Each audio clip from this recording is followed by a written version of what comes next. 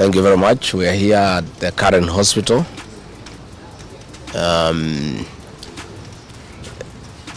to see the Honorable George Koimburi, the Honorable Member of Parliament for Juja, who was brought here in critical condition last Friday.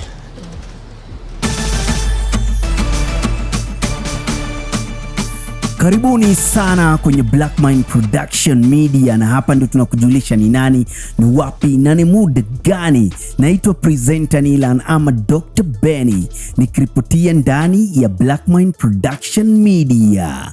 Aliyekuwa naibu wa Rais Rigathi Gachagua amehuzunika sana wakiwa na timu yake wakati walimtembelea George Koimburi ambaye ni MP wa Juja, ambaye alikuwa pia ametekwa nyara lakini akaweza kupatikana. Vitu ni mingi Rigathi Gachagua ameweza kuziongea. Mojawapo ni vitu akisema Umoja wa Mataifa unafaa kuangalia nchini Kenya ni vitu gani zinaendelea. Manake anasema pia eti Rais William Samoei Ruto amekuwa mnyama wakiwa na Murkomen ambaye ni waziri wa usalama hapa nchini Kenya. Wacha tumsikize Rigathi Gachagua vitu ambazo ameweza kuzitaja, tuzisikize na pia tujifunze vitu kadhaa na tujue ni nini inaendelea hapa nchini Kenya. Last Friday, the Honorable George Koimburi had a function in his constituency in a place called Gachororo, and he had a serious engagement with his constituents. In fact, I had the opportunity to address those people through the phone. And after he left the ceremony, he was accosted by officers from the DCI who chased him, and he was able to escape using a motorbike with the help of the local constituents. His vehicle was impounded and his driver was arrested. That vehicle is still in the hands of the DCI. And on Sunday, when he was in church, immediately after the service, 2 undercover agents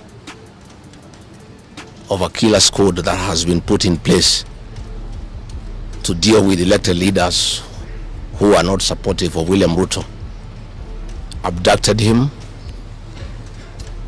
in full glare of the church members,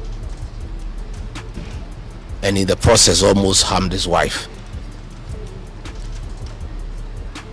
It is not known where he was taken to, but after a serious search early this morning, he was found in a coffee plantation in Kepichoi, that is in the Githunguri constituency, badly beaten and in very serious condition. He was taken to a hospital for first aid and later brought here where he was admitted. And I've just seen him and I've talked to the doctors, and they have confirmed that the Honorable George Koimburi was tortured by professionals. He has serious soft tissue injuries. This is torture normally done by professionals. He has lost his voice, and the doctors are working round the clock to restore his vocal cords.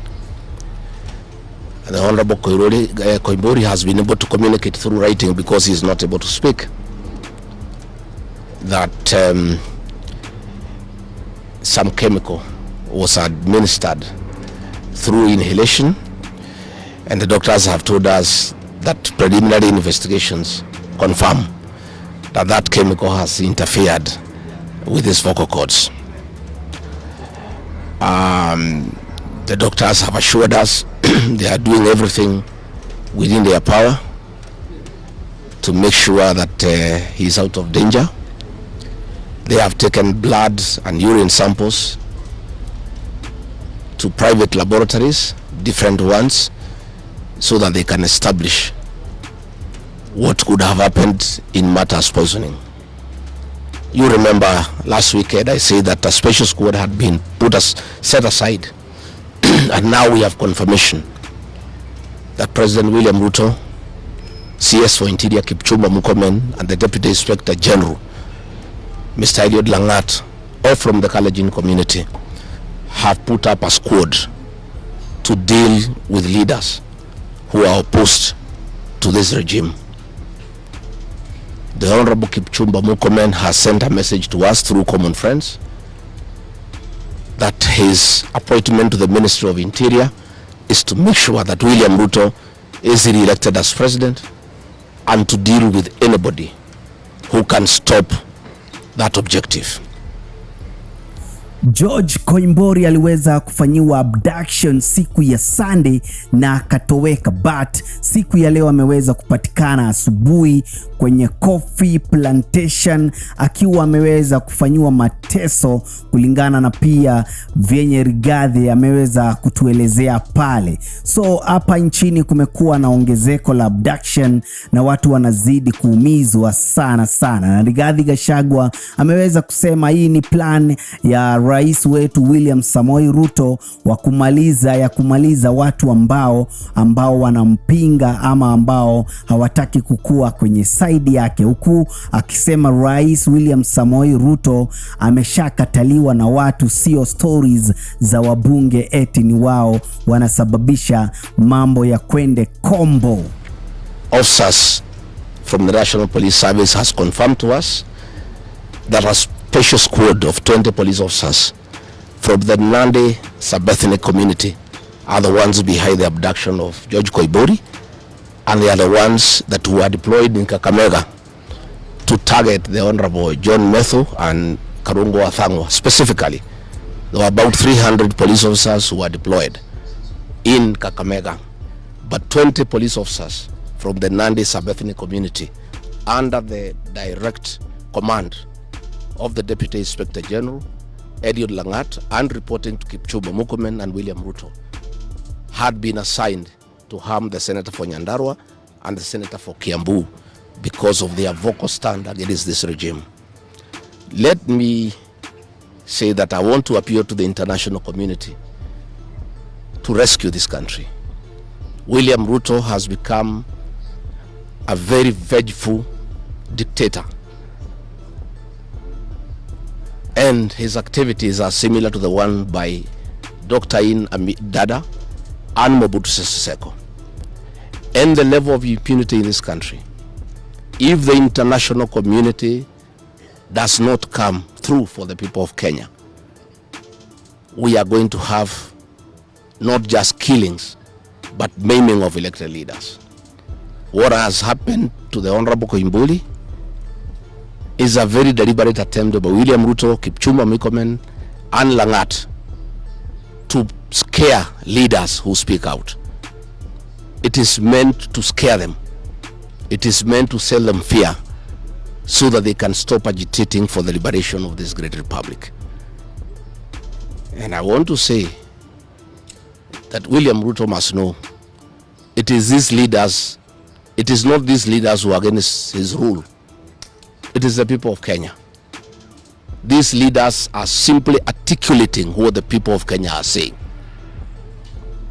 And even if he targets these leaders to kill them, to maim them, he cannot do the same to each and every Kenyan. And I want to tell him to stop spreading the narrative that the rebellion against him is coming from the people of Mount Kenya region. This rebellion is across the country, from Western Kenya, Coast Province, Northeastern, Nyanza, including his native North Rift and South Rift. Members of the Kalenjin community are also up in arms because of the misuse of public resources, mismanagement of the economy, and the fact that there is no work going on in this country. So let me appeal to the international community to take a great interest in what is happening in Kenya. And we have seen what is happening in the neighboring countries, in Tanzania, the suppression of civil society, and all those things are stemming from here in Kenya. William Ruto has become intolerant. He cannot take criticism. And the reality of one term is slowly sinking into him, that has sent him into serious desperation that he has now formed a killer squad of his sub-ethnic community of the Nandi to deal with leaders. Let me ask the people of Kenya to be calm. I want to ask the supporters of the Honorable Koimburi to stay calm. We'll do everything possible to make sure that we are more careful in the face of the repression that is going on. You are aware that members of parliament opposed to this regime, their bodyguards have been disarmed so that they stop going for meetings and feel vulnerable. But it is very clear why they have been disarmed is to allow members of that gang that has been formed by the president to abduct them and to threaten them.